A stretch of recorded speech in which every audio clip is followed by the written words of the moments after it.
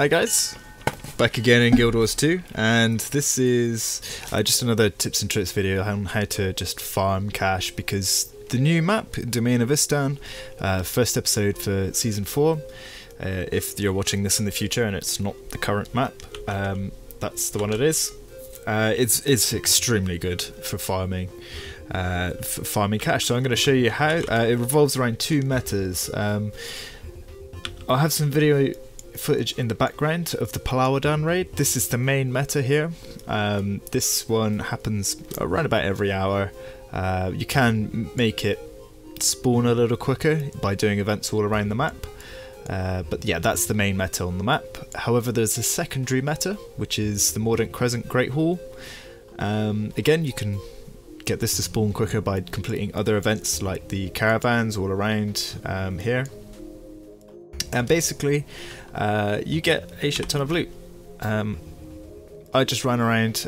This is just from collecting from boxes. I got a bunch of rare gear. It's not that much, like compared to what you would normally get. Hopefully in my other footage you'll see, because all of the mobs drop stuff, so you want to try and tag as many as you possibly can.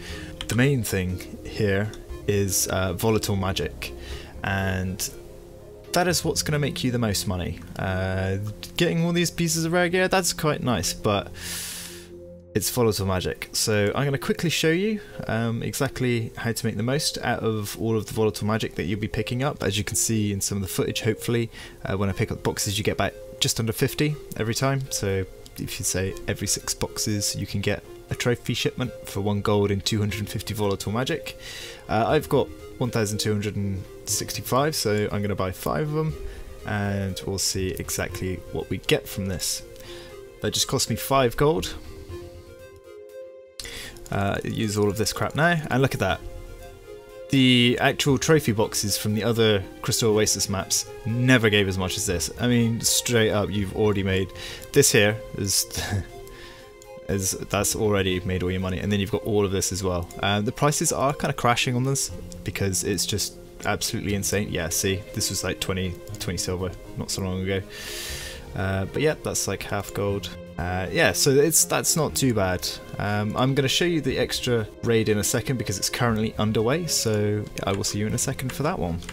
Alright, so we're at the Great Hall here, and as you can see there's these little supply stashes. You just run around and pick them up. Doing one map is not the most efficient way of doing things. People have been multi-looting this, so if you're a ranger in the Heart of Thorns days, you would remember the Terraria multi-loot meta.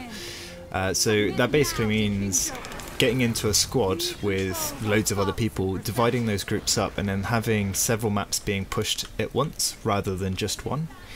And then you would take it in turns spawning into the different maps, well, just for the loot, because you just go around and pick up chests. So the nice thing is that it's well, there does seem to be some diminishing returns, but it's not like massive. Again, you can see here 46, 32 more volatile magic. It's lovely stuff. And as you can see, I've literally done nothing. I haven't even killed anything yet. Another thing to note as you're doing this Mala meta is that champions will spawn every now and then. So yeah, there's extra loot to be had whilst you're doing these events. Don't just go singularly ham on a Mala, because if there's enough of you, there will be some nice things to pick up.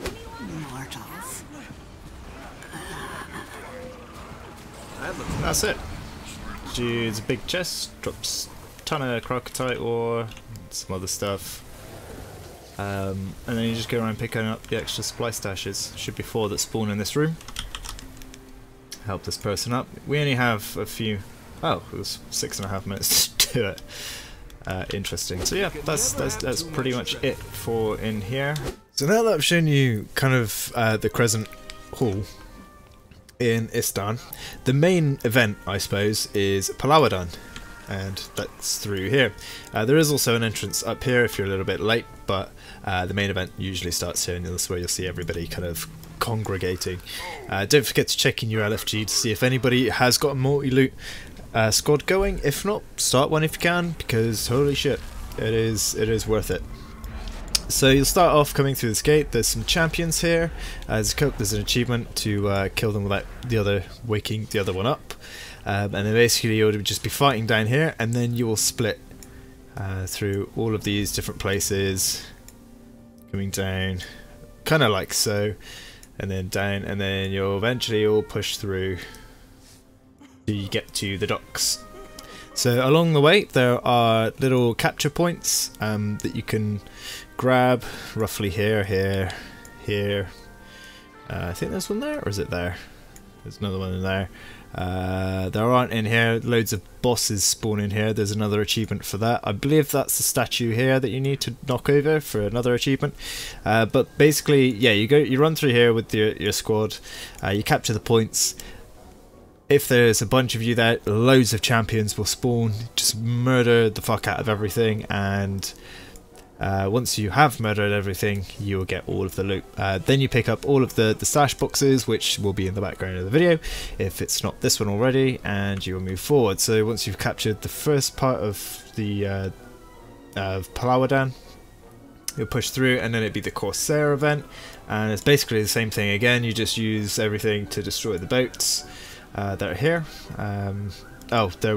Once you've captured this part and this part and this part, loads of boss lieutenants spawn here. You've got to kill those. This is the part where it's really horrible to get all of the stashes, so if you're not able to do it, get in there and get them yourself on your own, then don't bother at all. Just wait if there's other people there. Anyway, so yeah, you then move on towards the Corsair part. Pretty cool. Don't forget, you can actually jump on the boats and smash them with your sword if you really want to, because yeah, they actually have collision now. It's not like the other events in Guild Wars 2, for example the one in Caledon Forest where the big bone ship kind of comes out of the sea and you can just swim straight through, or the one in Straits of Devastation that attacks the Fort Trinity Harbour. Yeah, so you can go DPSM, which is actually much more DPS than the bloody cannons that you can use. However, you probably get your ass handed to you. More champions. All of the champions will spawn here as well. They're all Corsairs, which is pretty cool. And then once you've done that, you move forward and you go into the Heretics arena. The Heretic being Ibero, who yeah, if you haven't played the story, then you probably should, but he's a returning character from that. Literally a returned character from that. But yeah, you kill him, and then after that, bunch more supply stashes will spawn, and then you'll get a few minutes just to run around, like up here, because there's more boxes that spawn, and all around here, and then you can just make your way through and just pick up anything you've missed from the rest of the city. Of course, there's also a mastery point here if you haven't got that already, but I doubt that's why you're watching this video. Anyway, so that's basically Palawadan. There's also one extra way of creating money whilst you're in the Istani map, which is actually pretty ludicrous in terms of just effort to gold back. So I've got a bunch of rose quartz here. Not that much. I've maybe mined 3 meteorites, and I had to salvage 2 of them. If you go to a specific NPC here in the Astralarium called Scholar Fatima, if you speak to her, you say, I would like a multi-tool, and then she'll be like, oh, here you go, you can have a multi-tool, and then you can do a couple of upgrades. I would recommend getting the mining one, because you get more of these. Impact site markers are also really good. I do need that one, but I keep spending, well, I was currently grinding volatile magic to be able to buy the impact site marker, because it gives you more of these rose quartz per meteorite, which is nice. And then there's an extra buff if you have 5 or more people do the same thing, and then everybody gets that bonus, so it's always super handy. But if I use the multi-tool wherever I put it, right here, you get a special action hotkey, and this happens. You get a new toolbar weapon, and you hold it in your left hand. There you go.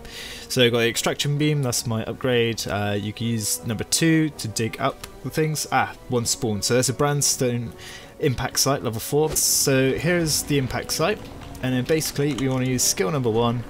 Boom, we see that there's a thing here. So you use skill number 2, brings up the meteorite, use skill 3 to mine it, and then you can see here I'm getting crocodile ore, powdered rose quartz, etc, etc. And then you just keep doing this. There's another one over there. Look for rose quartz, there you go. That's just a straight up gold.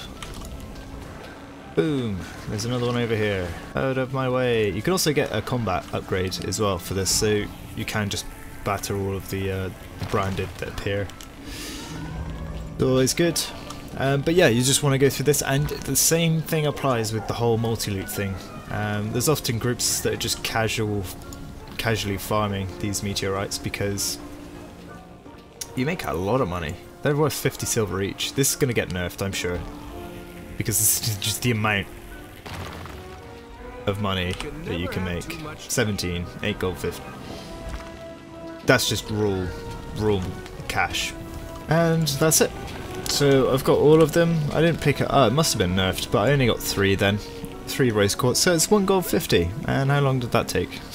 Basically. I mean, you could even sell the dust if you really wanted to. Holy shit, the dust is actually worth quite a bit. I should have bought some yesterday, invested. How much is this worth now? Still worth like nothing. But there you have it. So that's the other way that you can gain even more money. It's crazy, absolutely crazy. As you can see, I'm up to 300 now. Not only are you able to do all of these things like grabbing trophies and rare unidentified gear and all that kind of rubbish. I don't know why I've got another particle collector.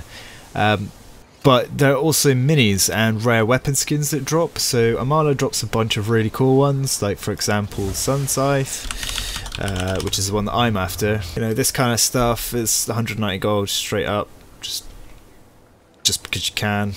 It's that one there, because it looks cool. It's an actual scythe, lovely. And then there's a couple of minis. I had the Canid drop. Just that one. It was worth a lot more when I sold it. Let me tell you that, because it was on patch day. And the Abomination is actually fucking crazy money. Holy shit. So yeah, there's also the Abomination, which there's only one of currently, which is 5,000. But again, I'd like that one personally because it looks rad. Wow, look at that bad boy. So hopefully you'll do a couple of the matters and it will drop for you, and then you'll be rich as fuck for the rest of your life. But if that doesn't happen, I hope the rest of your drops are pretty good and you at least have fun doing so. But that's it from me. Thanks very much for watching, and I'll see you in the next one. Bye.